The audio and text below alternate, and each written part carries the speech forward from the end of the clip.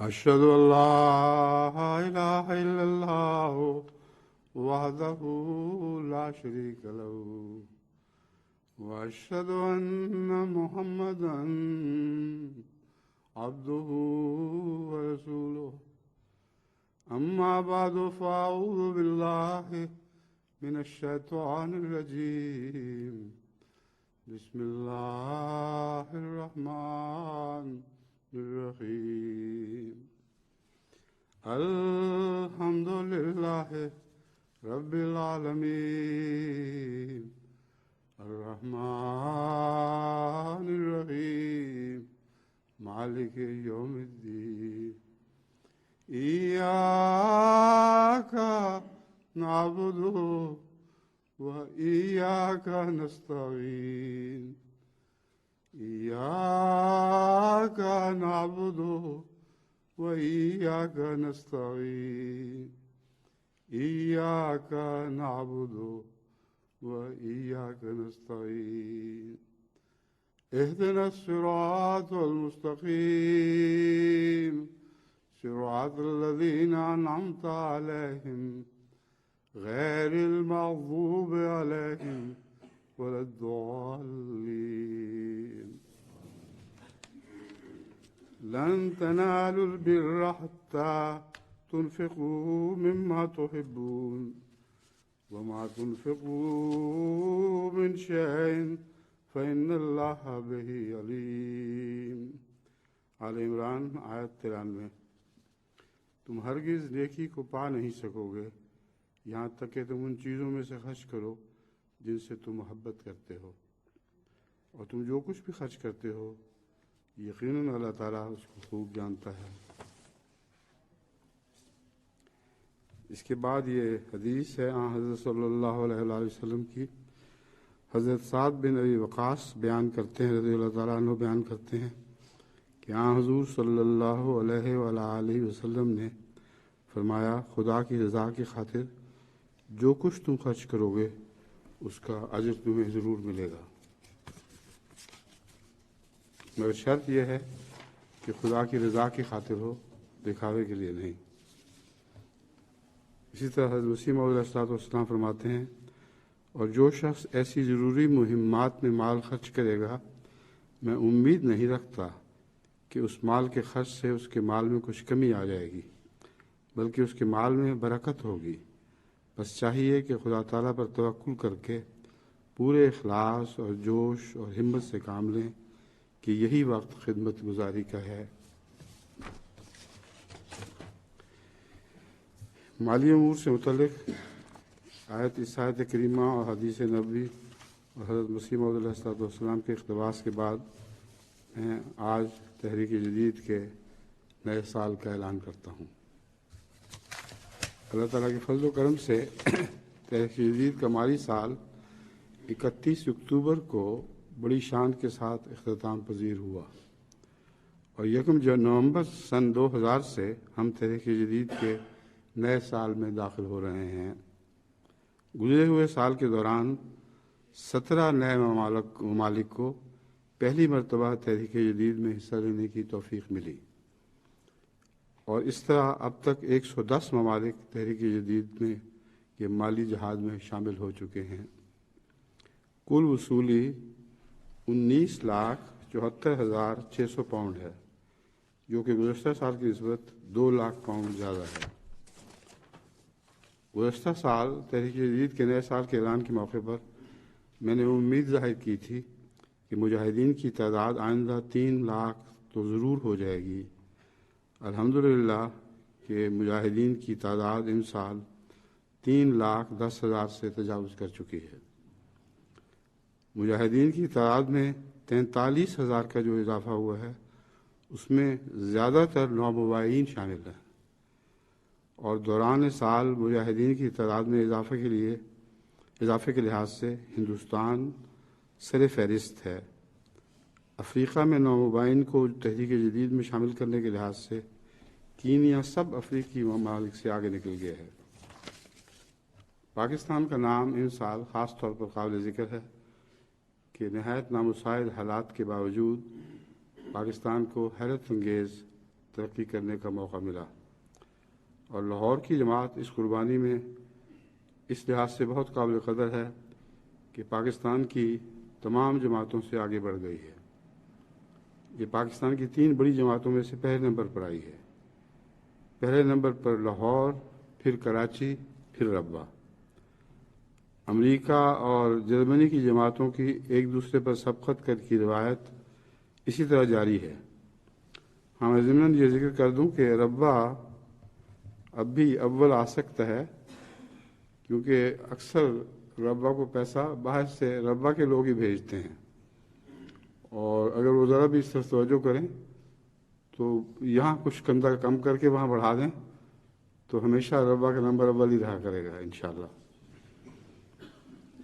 لاہور کی جماعت اس قربانی میں قابل قدر ہے، یہ تو بغیر بیان کر چکا ہوں۔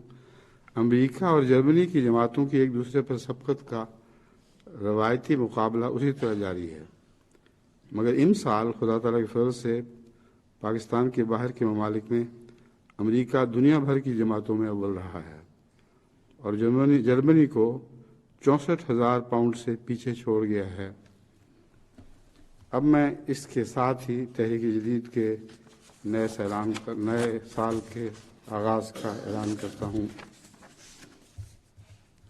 اب چند عمومی باتیں میں جماعت کے سامنے رکھنی چاہتا ہوں۔ آج میں اس لیے خود حاضر ہوا ہوں کہ میری لمبی بغیر حاضری سے جماعت بہت بے چین تھی، اور میں خود بھی بہت بے چین تھا کہ جمعے میں شامل ہو کر خود اپنی زبان سے جماعت کو کچھ نصیحتیں کر سکوں۔ سب سے پہلی نصیحت تو یہ ہے کہ آن حضرت صلی اللہ علیہ وآلہ وسلم کے چھوٹے سے چھوٹے فرمان کو بھی کبھی یہ سمجھ کر نظر انداز نہیں کرنا چاہیے کہ اس کا اطلاق محض پرانے زمانے پر ہوتا تھا۔ اس کا تجربہ حال ہی میں مجھے اس وقت ہوا جب میں اپنے دانتوں کے علاج کے لیے ڈاکٹر ظاہر احمد خان صاحب کے پاس دلرنگم گیا۔ میرے سامنے کے دانت مضبوط ہیں اور میرے اپنے ہی ہیں، کوئی بناوٹی دانت نہیں ہیں، صرف داڑھیں خراب ہوئی ہیں جن سے چبایا جاتا ہے۔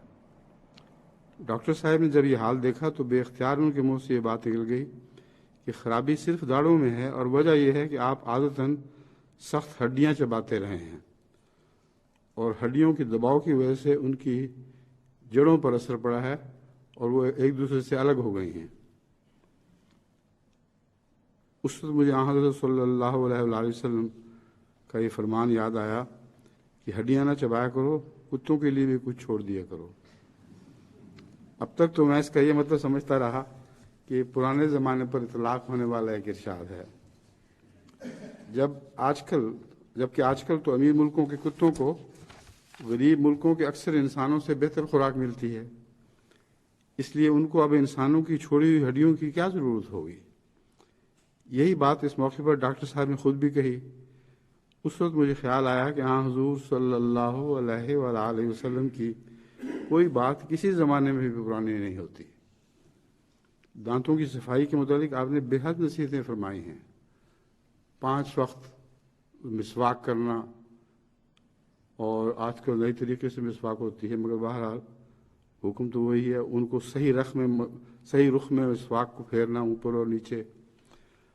بہت ہی باریک سے باریک انسانی ضروریات کا آپ نے خیال رکھا، اور کسی چھوٹی سے چھوٹی نصیحت کو بھی نظر انداز نہیں کیا، اور ساتھ ہی فرمایا کہ داڑھوں کی حفاظت کا راز ہی اس میں ہے کہ ہڈیاں چبانے میں زور نہ لگایا جائے، اور اسی کا مجھے نقصان ہوا۔ تو آپ کو میں نصیحت کرتا ہوں کہ حضور اکرم صلی اللہ علیہ وسلم کی کسی نصیحت کو بھی ماضی کی نصیحت نہ سمجھا کریں، وہ قیامت تک کے لیے اطلاق ہونے والی باتیں ہیں۔ میرے ڈاکٹر صاحب ماشاءاللہ بہت قابل ہیں، میں نہیں جانتا اس وقت خطبے میں شامل ہیں کہ نہیں، مگر اللہ تعالیٰ کی فضل سے بہت ہی قابل ڈاکٹر ہیں، اور میری بیماری کی ہر رگ کو سمجھتے ہیں۔ مگر اس کے باوجود بعض ڈاکٹر جو بڑے چوٹی کے ڈاکٹر ہیں، اس فن کے ڈاکٹر ہوں یا نہ ہوں، مگر اپنے اپنے علم کے مطابق بہت چوٹی کے ڈاکٹر ہیں، وہ مجھے مشورے لکھتے رہتے ہیں، آپ یہ کریں وہ کریں، یہ کھائیں وہ کھائیں، یہ نہ کریں وہ نہ کریں۔ حالانکہ ان کو معلوم نہیں کہ میرے ڈاکٹر اللہ تعالیٰ کے فضل سے بہت ہی اعلیٰ درجے کے ڈاکٹر ہیں اور ان کو کسی مزید مشورے کی ضرورت ہے ہی نہیں. اپنے علم کے لحاظ سے میں نے تو ان کو چوٹی کے ڈاکٹر پایا ہے، تو ضرورت کوئی نہیں ہے. آپ اپنے شوق اور محبت سے مشورے دیتے ہیں، ان کا میرے دل میں احساس ہے، قدر ہے، میں ان کو شکر کی نگاہ سے دیکھتا ہوں، لیکن بہتر یہی ہے کہ مشورے نہ دیا کریں. اب اس میں ایک لطیفہ بھی ہے کہ ڈاکٹر تو ڈاکٹر، عطائی ڈاکٹر جن کو انگریزی میں کویک کہا جاتا ہے، وہ بھی بہت مشورے دینے لگ گئے ہیں، اور جن میں عورتوں کی تعداد بہت زیادہ ہے. ہر عورت ایک نیا نسخہ بھیج رہی ہے، جو عورتیں بھی بھیجتی ہیں، اور نئی بیماری تجویز کرتی ہیں. ان کو دور بیٹھے نہ میرا حال پتا، نہ مجھ سے بات کی، ان کو نئی نئی بیماری سمجھ آتی ہے. وہ کہتی ہیں آپ کو اصل بیماری یہ ہے، اس کا اصل علاج یہ ہونا چاہیے جو آپ کے ڈاکٹر صاحب کو سمجھ نہیں آئی. اس ضمن میں مجھے دل کی گہرائی سے سب سے پہلے تو ان کا شکریہ ادا کرنا چاہیے کہ بہرحال میری صحت کی فکر ہے تو ایسا کرتی ہیں یا ایسا کرتے ہیں. تو بہت ہی دل کی گہرائی سے میں ان کا ممنون ہوں، جزاکم اللہ. لیکن ان کی خاطر، تخفیف کی خاطر نہیں، میں اس ضمن میں ایک ایسا لطیفہ یاد آ گیا جو حضرت شیخ محمد احمد سرظفر مرحوم سابق امیر لائل پور ہمیشہ بڑے مزے سے سنایا کرتے تھے. وہ اگر اجازت ہو تو وہ لطیفہ بھی سنا دیتا ہوں. شیخ محمد صاحب نظر مرحوم فرمایا کرتے تھے کہ دلی میں کوئی مشہور شخص فوت ہوا تو اخبار نویسوں کا جمگھٹ لگ گیا کہ ہمیں بتایا جائے کہ کس بیماری سے فوت ہوا ہے. اہل خانہ نے یہ بیان دیا کہ یہی تو مشکل ہے، اگر وقت تک بیماری کا پتہ نہیں چلا کہ آخری وقت تک بیماری کا پتہ ہی نہیں چلا. جو بھی عیادت کے لیے جاتا تھا وہ نئی بیماری تشخیص کرتا تھا، اور خواہ مرد ہو یا خواہ عورت، ہر ایک کو ڈاکٹری علم تھا اور وہ ثابت کرتے تھے کہ علاج غلط ہو رہا ہے، اصل بیماری اور ہے. واقعہ یہ ہے کہ یہی حال میری بیماری کا ہے. لوگوں کو کچھ پتہ ہی نہیں کہ مجھے کیا تکلیف ہے، کیا بیماری ہے، نہ اس فن کے وہ ماہر ہیں. تو ان کے مشورے تو مجھے ممنون ضرور کرتے ہیں، لیکن میری خواہش یہی ہے کہ اب احباب مجھے میرے دوستوں سے بچائیں.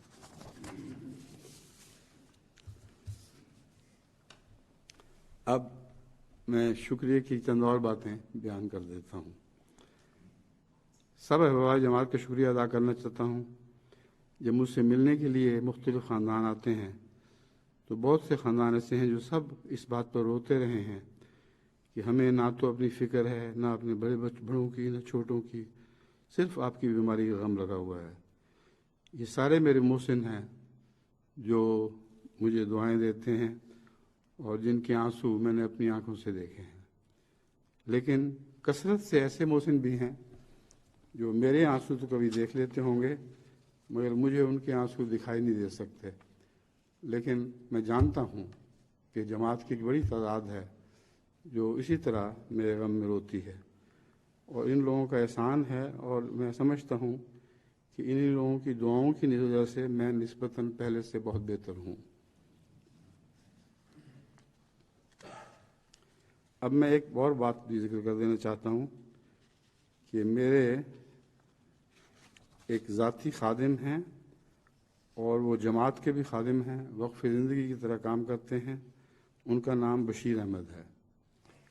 ان کا شکریہ ادا کرنا میں پہلے بھول گیا تھا، حالانکہ میں عید وغیرہ کے موقع پر جو تحائف مثلا بناتا ہوں اس میں سارا سال یہ اور بشیر مل کے محنت کرتے ہیں، اور بعض دفعہ 2000 سے بڑھ کر تحائف یہاں اور اسی قدر تحائف باہر ربوہ وغیرہ میں بنانے پڑتے ہیں.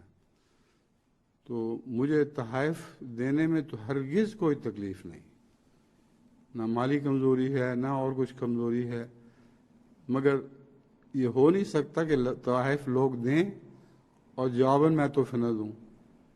کیونکہ یہ قرآن کریم کا حکم ہے کہ جو کچھ تمہیں کوئی پیش کرے اس سے بڑھ کر پیش کیا کرو. تو اس لیے میں بمنت درخواست کرتا ہوں کہ میرے لیے عید وغیرہ کے کوئی تحائف نہ لایا کریں. ملاقات کے لیے آئیں، شوق سے آئیں، اور جتنے آئیں گے مجھ پر احسان ہوگا کیونکہ میرا وقت اچھا گزرتا ہے، مگر تحائف وغیرہ نہ لایا کریں. اب بشیر احمد صاحب کی کہانی سن لیجئے. پہلی بار ان کے نانا اسے میرے پاس بطور تحفہ لائے تھے، اور ڈیرہ غازی خان صاحب کے موالد، میرے بڑے موالد ڈیرہ غازی خان ہی کے ہیں. ان سے معذرت کے ساتھ یہ عرض کر رہا ہوں کہ ڈیرہ غازی خان کے دستور کے مطابق اس کے چھوٹے کے سر پر تقریباً 7 گز کی پگڑی بندھی ہوئی تھی. عجیب حیرت انگیز، حالانکہ دردناک واقعہ تھا جس پہ جو لائے ہیں، لیکن وہ دیکھ کر مجھے ہنسی برداشت کرنی مشکل ہو رہی تھی. اس نے بہت ہی خدمت کی ہے، جماعتی بھی اور میری ذاتی بھی، اتنی کہ میں جتنا بھی شکریہ ادا کروں کم ہے. اور میں یہ اعلان کر دیتا ہوں کہ آج تک مجھے جتنے بھی تحفے ملے ہیں ان میں سے یہ بہترین تحفہ ہے. بس اپنی دعاؤں میں ان سب کو یاد رکھیں جن کی روتی ہوئی آنکھیں میں نے دیکھی ہیں، اور وہ بھی جن کی روتی آنکھوں کو میں نے نہیں دیکھا لیکن انہوں نے بارہا مجھے اس طرح دیکھا ہے.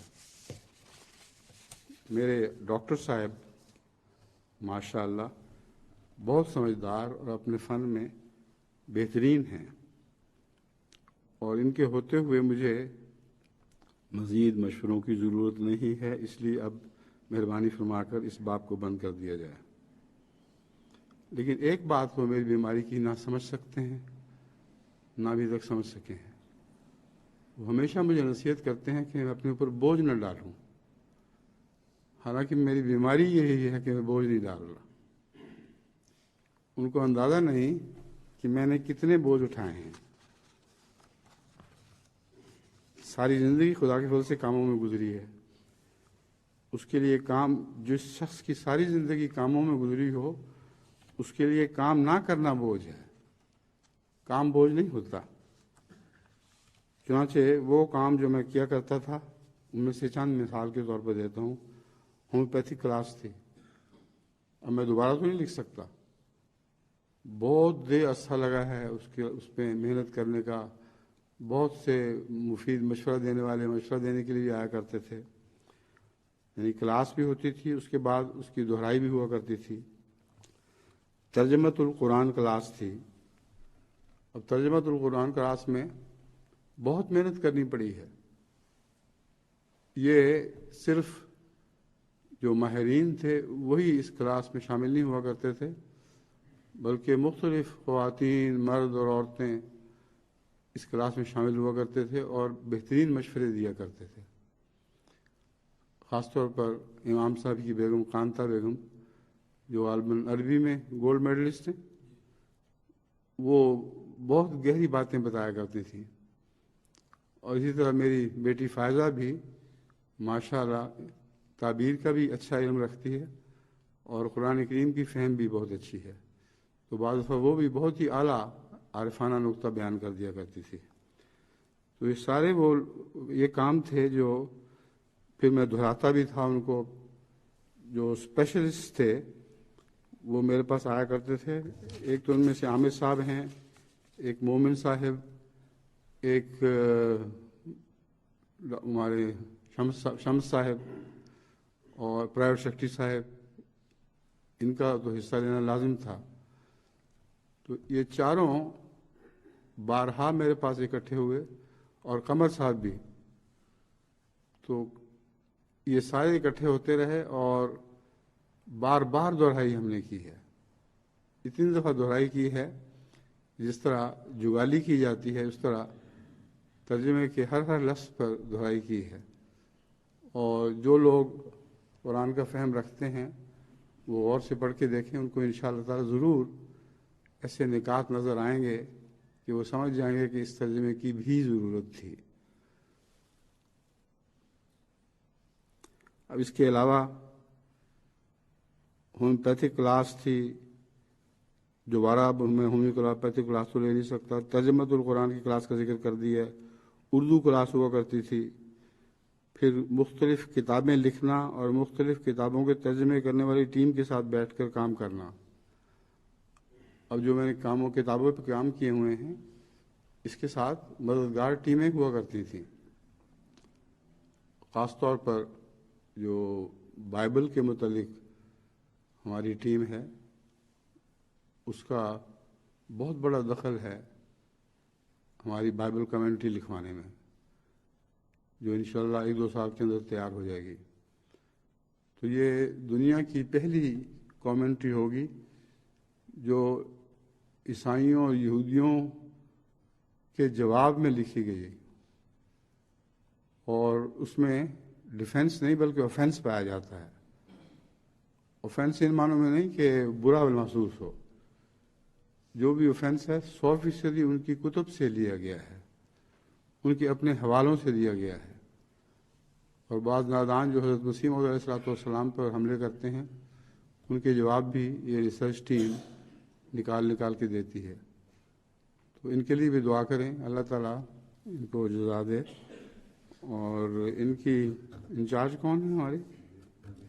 نویدہ شاہ صاحبہ اس کی انچارج ہیں، اور جو مشکل حوالہ ہو وہ ان کی ٹیم تلاش کر کے ہمیں دے دیتی ہیں۔ درس القرآن ہوتا تھا، وہ اس دفعہ میں نہیں دے سکا۔ سال بھر میں کم سے کم 3 مہینے مختلف ممالک کے دورے کرنا، یہ سارے کام بھی میں پہلے شوق سے کیا کرتا تھا، اب میں سمجھتا ہوں کہ مجھے اس سرے دست اس کی طاقت نہیں۔ اب جس کے اتنے بڑے کام ہوں وہ اچانک اس کی زندگی سے نکل جائیں، یہ بیماری ہے۔ اور میرے بہت ہی قابل پیارے ڈاکٹر صاحب مجھے یہ جو نصیحت کرتے ہیں کہ کام نہ بڑھاؤ، یہ غلط ہے، یہ میں ان کی بات تسلیم نہیں کر سکتا۔ کام بڑھے تو مجھے فائدہ ہے، کام نہ بڑھے تو زبردستی تو بڑھا بھی نہیں سکتا۔ اب یہ سارے کام ہیں، میں دوبارہ تو شروع کر ہی نہیں سکتا، کیا ایک اور ہومیوپیتھی کتاب لکھوں؟ اس لیے یہ ساری باتیں اب نہیں ہو سکتی، اور ان کا نہ ہونا ہی میری زندگی کے خلا ہے، اور یہی خلا میری بیماری ہے۔ اس میں ایک ذکر یہ بھی کر دوں کہ ڈاکٹر امتیاز صاحب امریکہ میں ہیں، وہ میری ہومیوپیتھی کتاب کا انگریزی ترجمہ کر رہے ہیں، کیونکہ بہت سے مختلف زبانوں والے بار بار مطالبہ کرتے ہیں کہ ہمیں بھی ہومیوپیتھی کتاب سے استفادے کی کوئی توفیق ملنی چاہیے۔ تو ڈاکٹر امتیاز صاحب نے یہ کام اپنے ذمہ لیا ہے، اور وہ بہت ہی اعلیٰ درجے کا ترجمہ کر رہے ہیں، کیونکہ خود ڈاکٹر ہیں، ہر قسم کے ڈاکٹری محاوروں کے واقف ہیں، اس لیے ان کا ترجمہ بہت معیاری ہے۔ تو ان کے لیے بھی دعا کریں کہ اللہ ان کو توفیق دے کہ جلد ہی میری زندگی میں یہ کام مکمل ہو جائے، تو ہومیوپیتھک سے سارے بنی نوع انسان کو فائدہ پہنچے گا۔ اب میں مختصر بتاتا ہوں کہ میرے کام کا بوجھ ہٹنا ایک بیماری ہے، یہ سمجھانے کے لیے میں اپنے ڈاکٹر صاحب کو ایک مثال دیتا ہوں۔ راہٹ کسی مثال ہے، جو شخص راہٹ چلاتا ہے، راہٹ چلتے وقت شور پڑتا ہے، ایک شور کی آواز پیدا ہو رہی ہوتی ہے، اور وہ سو جاتا ہے۔ اس شور میں اس کو نیند آ جاتی ہے، اور جو ہی راہٹ کھڑا ہوا اور شور بند ہوا، اس کی آنکھ کھل جاتی ہے۔ تو یہ جو راہٹ چلنا بند ہوا ہے، میری یہ بیماری ہے۔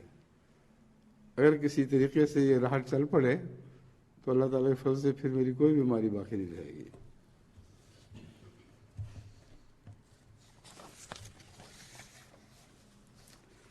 ہاں، میں یہ ذکر بھی کر دوں کہ خطبہ تو میں دے رہا ہوں، مگر نماز میں اپنے امام صاحب کے پیچھے ہی پڑھوں گا، اور ان سے میری درخواست ہے کہ نماز میں میرے لیے لمبی لمبی دعائیں نہ کرائیں، بلکہ سیدھی سادھی نماز پڑھائیں۔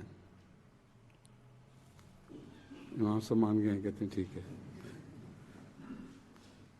اس پر جماعت کو تعجب کوئی نہیں ہونا چاہیے،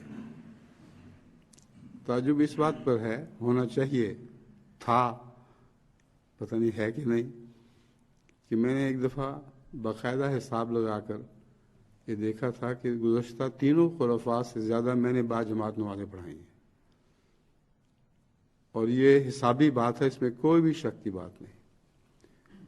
انتہائی بیماری کے وقت بھی بعض نظرے سے آواز نہیں نکل رہی ہوتی تھی، مگر نماز باجماعت کی مجھے اتنی عادت تھی، بچپن سے تھی، اور اس ذمہ داری کے بعد تو بہت زیادہ بڑھ گئی کہ جتنی باجماعت نمازیں میں پڑھا چکا ہوں اتنی اس پچھلے تینوں خلفاء کی مجموعی طور پر بھی تعداد نہیں بنے گی۔ اور کتنی آپ میرے پیچھے نمازیں پڑھنا چاہتے ہیں؟ اب ایک اور سنت پر عمل کرنے دیں، اور وہ سنت یہ ہے کہ حضرت مسیح موعود علیہ السلام اللہ کے نبی تھے، لیکن غیر نبی کے پیچھے نماز پڑھتے تھے، اور استنباط حدیث سے کیا تھا کہ آن حضرت صلی اللہ علیہ وآلہ وسلم کے ایک فرمان سے ثابت ہے کہ اس کو نمازیں پڑھائی جائیں گی، یعنی غیر نبی ایک نبی کا امام ہوگا۔ تو اگر اس پر آپ کو تعجب نہیں تو اس پر کیا تعجب ہے کہ یہ خاک پا مسیح موعود کا اگر دوسروں کے پیچھے جو نہ خلیفہ ہوں نہ کچھ اور، ان کے پیچھے نماز پڑھ لے تو اس میں کون سی تعجب کی بات ہے؟ تو اس لیے اب مجھے سر دست اسی سنت پر عمل کرنے دیں، اور میں یہ نہیں جانتا کہ ہمیشہ اسی پر عمل کرنا پڑے گا یا بعد کبھی خدا تعالیٰ یہ بھی توفیق عطا فرما دے گا کہ میں خود ہی خطبے بھی دوں اور نماز بھی پڑھاؤں۔ اس لیے میں امید رکھتا ہوں کہ احباب اس بات پہ زیادہ نہیں گھبرائیں گے، اور دعا کریں گے کہ اللہ تعالیٰ اس بیماری کو کلیتاً رفع فرما دے، اور میری جو مصروفیات ہیں ان کو میں سمجھ نہیں سکتا کہ کیسے بحال کروں، مگر جس قدر بھی ہو سکتا ہے میں کوشش کرتا ہوں، سیر پہ جاتا ہوں، لمبی سیر کرتا ہوں بعض جگہ جا کے، اور وہاں بھی اللہ تعالیٰ ایسے نشان دکھا دیتا ہے جن سے پتہ چلتا ہے کہ خدا کے ہاں میں معاف کر دیا گیا ہوں، اور امید ہے بیماری کم ہو جائے گی۔ ایک چھوٹے سے نشان کا میں ذکر کرتا ہوں، اب وہ بات چھوٹی سی ہے مگر میرے لیے بہت بڑی تھی۔ اسلام آباد میں ایک عورت نے جو اپنے بچوں کو وہاں لے کے آتی تھی، باہر رہتی ہے، اس نے میرے جانے سے پہلی رات خواب دیکھا کہ وہ اپنے بچے کو پیش کر رہی ہے اور میں اس کو پیار دے رہا ہوں، چھوٹا بچہ ہے۔ اب کسی کے وہم بھی نہیں تھا، اس سے پہلے میں کبھی اسلام آباد نہیں گیا تھا، وہم میں بھی نہیں تھا کہ میں اسلام آباد جاؤں گا، اور میں ہی دوسرے دن رات اس نے خواب دیکھی، میں اسلام آباد چلا گیا، اور وہ حیران رہ گئی مجھے دیکھ کے۔ اس نے مجھے بلا کے کہا کہ دیکھیں آج رات میں نے خواب دیکھی تھی، تو یہ میرا بچہ ہے، اس کو پیار دیں۔ چنانچہ پھر میں نے خدا تعالیٰ کے فضل کے ساتھ اس بچے کو اٹھا کے گودی میں اس کو پیار دیا۔ تو یہ لوگوں کے لیے تو چھوٹی چھوٹی باتیں ہوں گی، مگر میں تو سمجھتا ہوں یہ اللہ تعالیٰ کی طرف سے بہت سے اشارے ہیں۔ ایک اور ضمناً خدا تعالیٰ کی طرف کے جو اشارے ہیں اور میری زندگی کے معاملات خدا تعالیٰ نے اپنے ہاتھ میں سنبھالے ہوئے ہیں، اس کی ایک یہ مثال دیتا ہوں۔ اب یہاں میرے پینے کے لیے گرم پانی نہیں ہے، اس لیے کہ رمضان ہے، اور اس لیے کہ رمضان میں روزہ رکھنا منع ہے، اس کا مجھے بھی علم ہے۔ میرے ڈاکٹر صاحب نے مگر مجھے اجازت دی تھی کہ آپ روزہ بے شک رکھ لیں، کوئی تکلیف نہیں ہوگی۔ ویسے چھوٹا سا روزہ ہے، اس میں تکلیف کیا ہونی ہے؟ مگر یہاں بھی آن حضرت صلی اللہ علیہ وآلہ وسلم کی ایک نصیحت مجھے یاد آئی کہ جب اللہ رخصت دے تو اسے فائدہ اٹھاؤ، اور ہرگز زبردستی کر کے اللہ کو خوش کرنے کی کوشش نہ کرو۔ چنانچہ پہلا روزہ میرا اس طرح چھٹا کہ میری نیند ہلکی ہے، اور خصوصاً دانت کی تکلیف کی وجہ سے مجھے نیند جلدی آنکھ کھل جایا کرتی تھی۔ میں نے سیفی کو، اپنے عزیز سیفی کو کہا، وہ میری بہت خدمت کر رہا ہے، کہ مجھے روزے سے پہلے جگا دینا، کچھ تہجد کے وقت پر، کچھ نماز کے لیے وغیرہ وغیرہ۔ بالکل آنکھ نہیں کھلی. میں نے اٹھ کر دیکھا تو صبح کی نماز کا وقت ہوا تھا. میں نے سیفی سے پوچھا کہ سیفی بیٹے تم نے مجھے جگایا نہیں آج؟ اس نے کہا میں نے اتنی آوازیں دی ہیں کہ آپ اندازہ نہیں کر سکتے. کمرے کے باہر ہو کے شور مچایا، پھر گھر فون کیا، شوقی سے پوچھا کہ تم بتاؤ کہ اب کیا کرنا چاہیے. اس نے کہا اندر جا کے جگائیں. اس نے کہا یہ نہیں میں کروں گا. سوئے ہوئے آدمی پتہ نہیں کس حال میں سوئے ہوئے ہیں، لیکن آوازیں میں اتنی دے رہا ہوں کہ نچلے لوگوں کو بھی جاگ جانا چاہیے تھا، مگر آنکھ نہیں کھلی. عین نماز کے وقت آنکھ کھلی. تو یہ بتانا چاہتا ہوں کہ اللہ تعالیٰ میرے ساتھ ہے. وہ میری خاطر میری دل کی تسلی کے لیے، کسی اور کے لیے ہو سکے یا نہ ہو سکے، میری دل کی تسلی کے لیے وہ چھوٹے چھوٹے نشان دکھاتا ہے جو میرے لیے بہت بڑے ہیں اور نعمت عظمیٰ ہیں. تو دعا کریں کہ اللہ تعالیٰ نے آئندہ اگر توفیق عطا فرمائی، میں نہیں جانتا کہ کب اور کس طرح، تو میں خود بھی نماز پڑھا سکوں گا. لیکن اگر نہیں تو پھر حضرت مسیح موعود علیہ السلام کی سنت کے مطابق میں ہمیشہ اپنے کسی مقتدی کے پیچھے نماز پڑھا کروں گا.